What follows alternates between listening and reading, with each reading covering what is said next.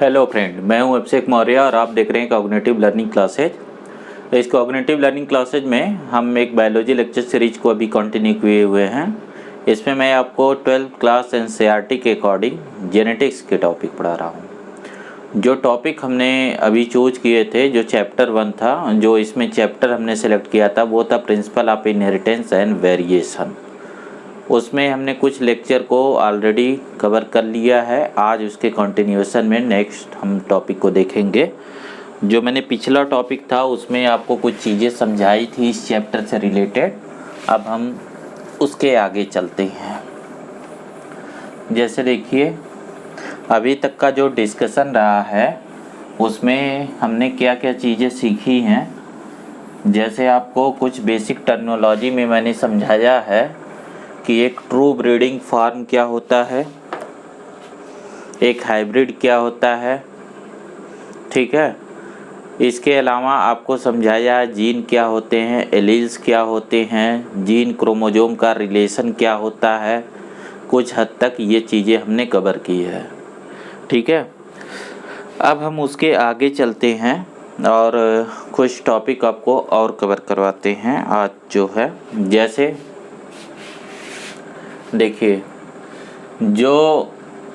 जो मेंडल के रूल हैं, मेंडल का जो लॉ ऑफ इनहेरिटेंस है, तो उसमें आप देखेंगे ना, मेंडल्स के जो रूल हैं, जनरलाइजेशन है, उसमें एक है आप में लॉ ऑफ डोमिनेंस, ठीक है।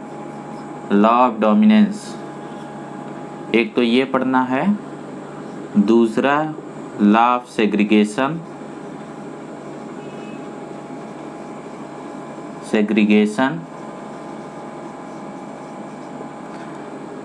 और एक है लॉ ऑफ इंडिपेंडेंट असॉर्टमेंट।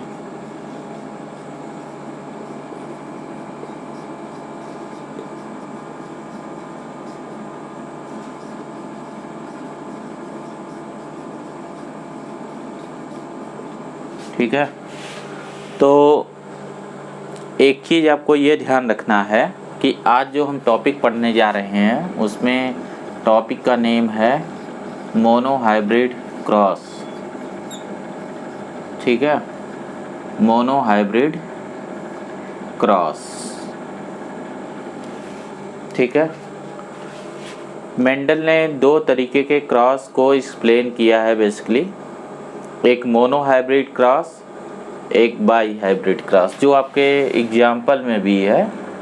तो एक है डाई हाइब्रिड क्रॉस, एक है मोनो हाइब्रिड क्रॉस। देखिए, जब आप जो क्रॉस जो है एक सिंगल कैरेक्टर के लिए, एक सिंगल कैरेक्टर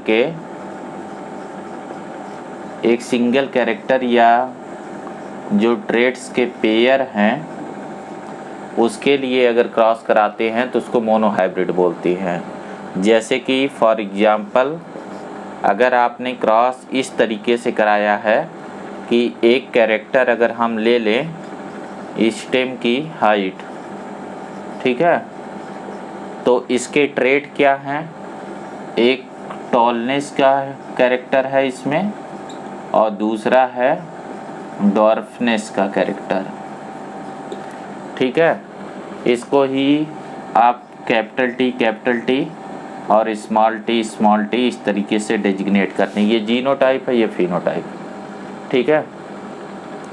अब जब हम यहाँ पे जब क्रॉस कराते हैं तो हम बोलते हैं कि एक टॉल प्लांट को एक डॉर्फ प्लांट से क्रॉस कराया, ठीक है।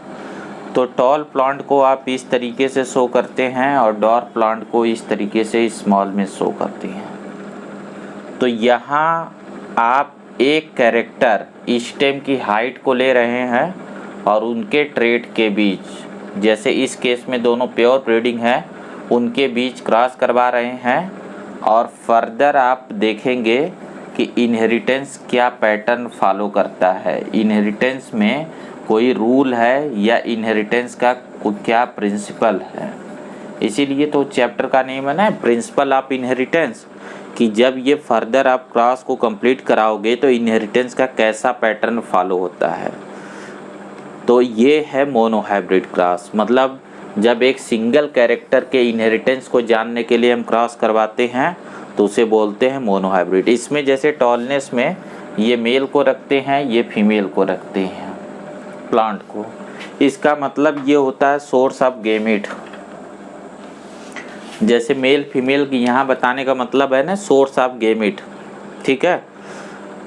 अब देखो जो मेंडल ने मोनोहाइब्रिड क्रॉस दिए हैं इसके बिहाफ पे ये दो जनरलाइजेशन मेंडल ने निकाले, ठीक है। ये दोनों जनरलाइजेशन लॉ ऑफ डोमिनेंस और लॉ ऑफ सेग्रीगेशन को मोनोहाइब्रिड क्रॉस से आप एक्सप्लेन कर सकते हो। लेकिन ये जो तीसरा वाला है, लॉ ऑफ इंडिपेंडेंट असॉर्टमेंट, इसको जानने के लिए हमें डाई हाइब्रिड क्रॉस चाहिए। तो डाई हाइब्रिड क्रॉस कैसे होता है यहीं पे थोड़ा सा इसको भी देख लेते हैं। जैसे डाई हाइब्रिड क्रॉस में हम एक के बजाय दो कैरेक्टर लेते हैं, दो कैरेक्टर का इनहेरिटेंस लेते हैं। जैसे कैपिटल वाई, कैपिटल आर, और इसका क्रॉस हमने करवाया है स्मॉल वाई, स्मॉल आर। ये वाई, ये आर, ये एक कैरेक्टर है, ये एक कैरेक्टर है। इसमें कैरेक्टर क्या है, ये जो है ये फ्लावर का कलर है और ये सीड का शेप है, सीड की शेप है। एक मिनट, ये शायद फ्लावर का कलर ना होके सीड का ही है, 1 मिनट में देख लो। एक्चुअल में ये सीड का कलर है, ठीक है, ये फ्लावर नहीं सीड, ठीक है। उससे कोई फर्क नहीं पड़ता है, लेकिन जो एग्जैक्टली है वही मान के चलिए। तो हमारे पास ये दो कैरेक्टर हो गए, कैरेक्टर नंबर 1 और कैरेक्टर नंबर 2।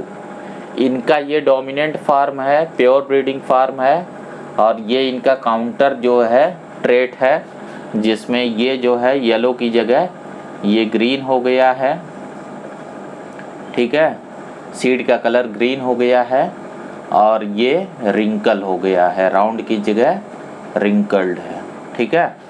तो इस तरीके से हम अगर क्रॉस में इनके इनहेरिटेंस को समझना चाहते हैं, मतलब एक साथ दो कैरेक्टर, जब आप दो कैरेक्टर बोलते हैं तो इसका मतलब दोनों कैरेक्टर को दो अलग जीन जो है, तो जीन भी दो होंगे, तो इसका मतलब आप दो जीन का इनहेरिटेंस एक साथ देखना चाहते हैं, ठीक है। एक कैरेक्टर का मतलब एक जीन, दो कैरेक्टर का मतलब दो जीन।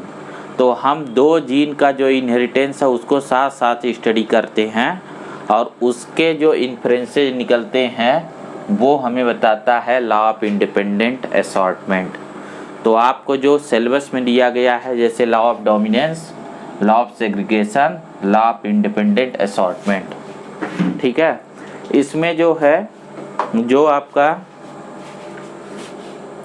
लॉ ऑफ डोमिनेंस है, इसके अंदर देखिए क्या क्या चीज़ें आपको दी गई है। लॉ ऑफ डोमिनेंस में मैं चलिए इसको अभी नहीं करते हैं, पहले आपको मैं मोनोहाइब्रिड क्रॉस को अब डिटेल कर देता। अभी आप समझ गए मोनोहाइब्रिड और डाई हाइब्रिड क्रॉस का मतलब। इसको हटा के हम एक प्रॉपर जो है क्रॉस दिखाते हैं जो आपके बुक में जैसा मेंशन किया गया है। जैसे देखिए